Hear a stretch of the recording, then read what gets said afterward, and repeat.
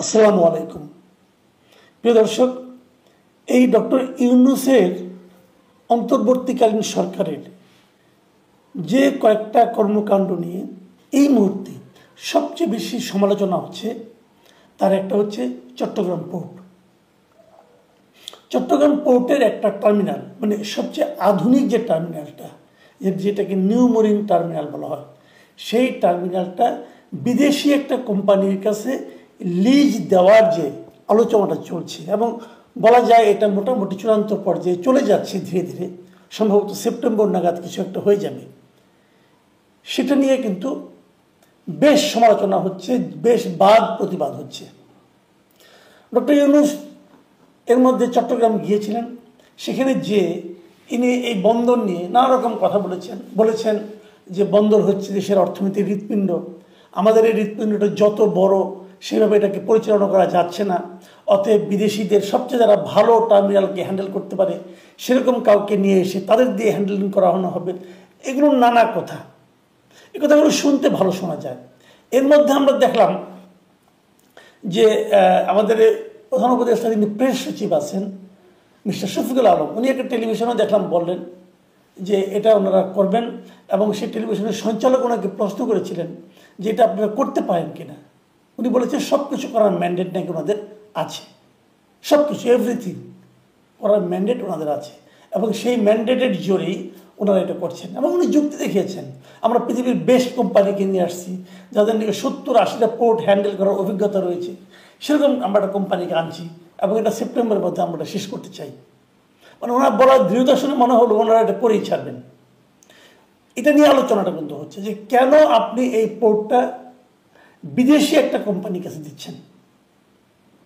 দেখুন, মোটামুটি আমি একটু বলে নেই আসলে চট্টগ্রাম বন্দরের বাস্তবতাটা কি।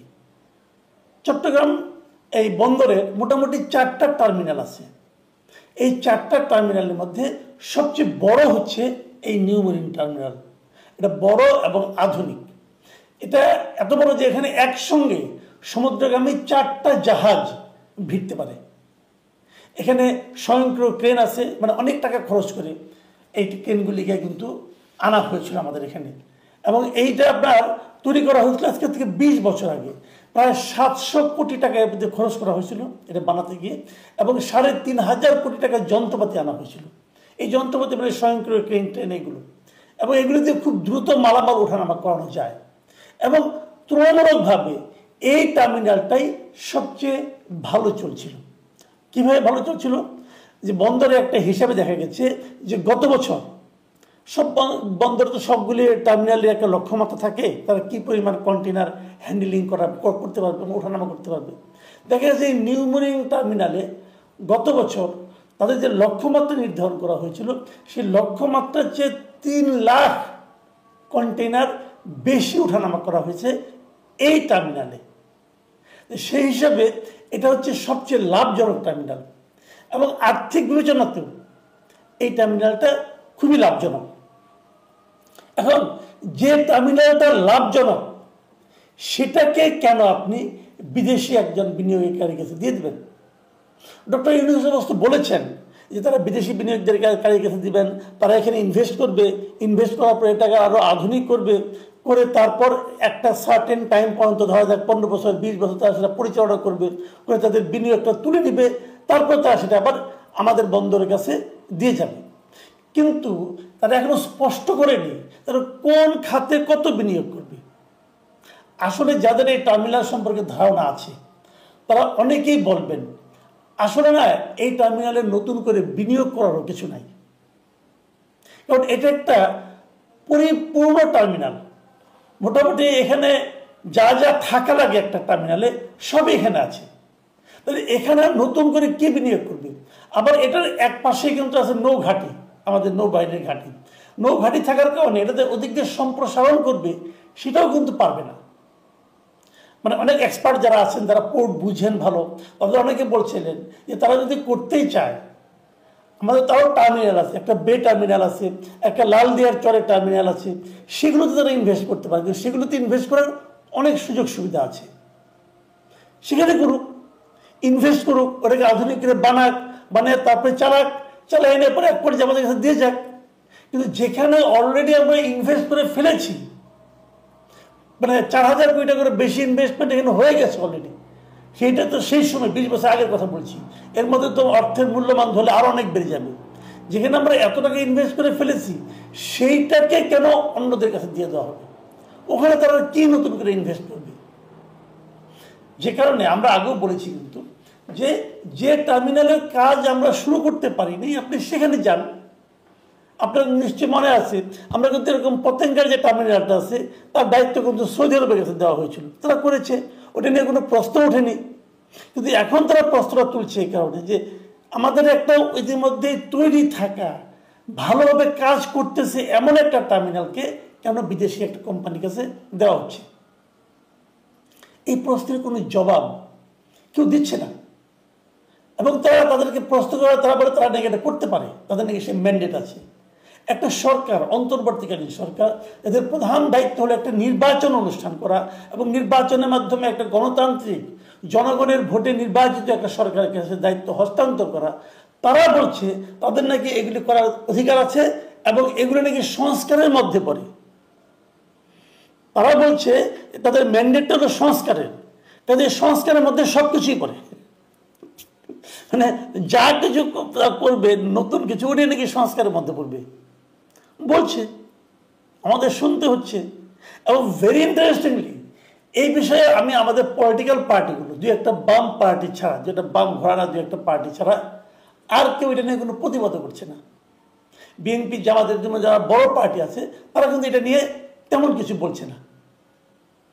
কেন বলছে না?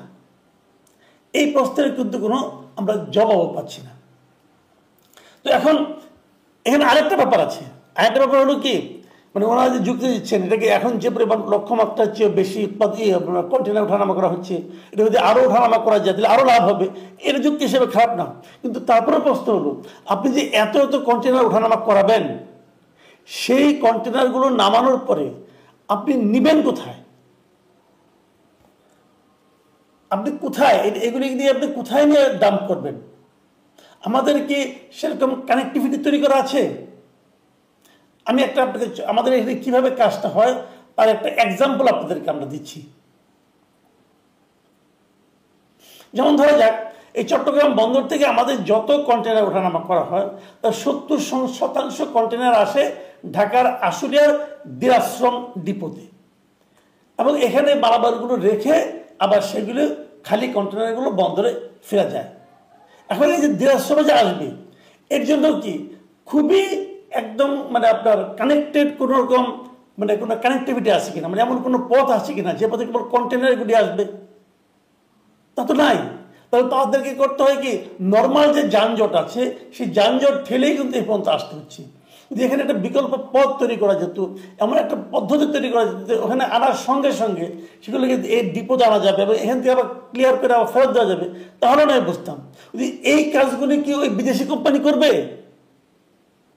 সেটার কিন্তু কোনো জবাব নাই। আসলে যেটা হবে যে আপনি সমস্ত রান্নাবান্না করে রাখছেন, টেবিলও সাজিয়ে রাখছেন, ওনারা খেলে আসবেন আর খাবেন, হিসাবটা এরকম। কিন্তু এটা হচ্ছে কেন, কি স্বার্থে? এখানে হলো একটা বেসিক কোশ্চেন। বামপন্থী রাজনীতিবিদ মিস্টার সাইফুল হকের একটা মন্তব্য পড়লাম। উনি কিন্তু এই কথাটা খুব সিরিয়াসলি বলেছেন এবং উনি বলার চেষ্টা করেছেন যে এই ধরনের টার্মিনালকে, আমাদের সবচেয়ে চালু টার্মিনালটাকে, সবচেয়ে ব্যস্ত টার্মিনালটাকে আমরা যদি একটা বিদেশি প্রতিষ্ঠানের কাছে দেই, সেখানে কিন্তু আমাদের দেশের নিরাপত্তা এবং সার্বভৌমত্ব কিন্তু প্রশ্নের মুখে পড়তে পারে। ওনার এই আশঙ্কায় কিন্তু আপনি উড়িয়ে দিতে পারবেন না। মাথায় রাখবেন, এখন কিন্তু কিছু আলোচনা হচ্ছে। সেটা কি? সেটা হলো কক্সবাজার থেকে, আমাদের সীমান্ত জেলা কক্সবাজার থেকে রাখাইনে একটা মানবিক করিডোর দেওয়ার কথা হচ্ছে। যদি মানবিক করিডোর দেয়, সেখান থেকে কি যাবে,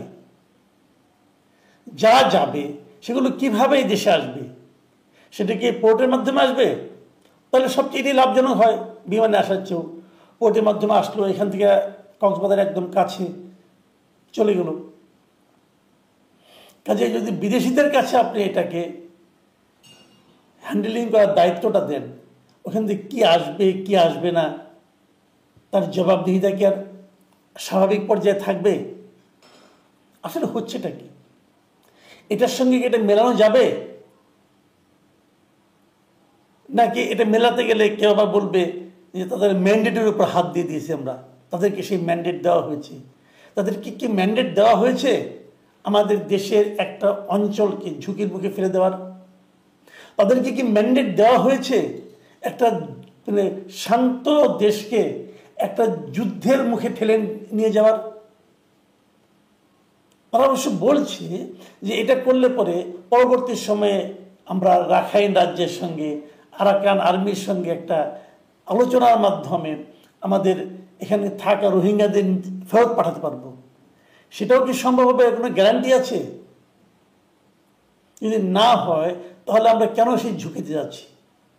মানে একটার সঙ্গে একটা কি ইন্টারকানেক্টেড? তা না হলে হঠাৎ করে এই পোর্টটাকে এত দ্রুততার সঙ্গে এত গুরুত্ব দিয়ে এখনই বাইরের একটা প্রতিষ্ঠানের কাছে দেওয়ার চেষ্টা হচ্ছে কেন?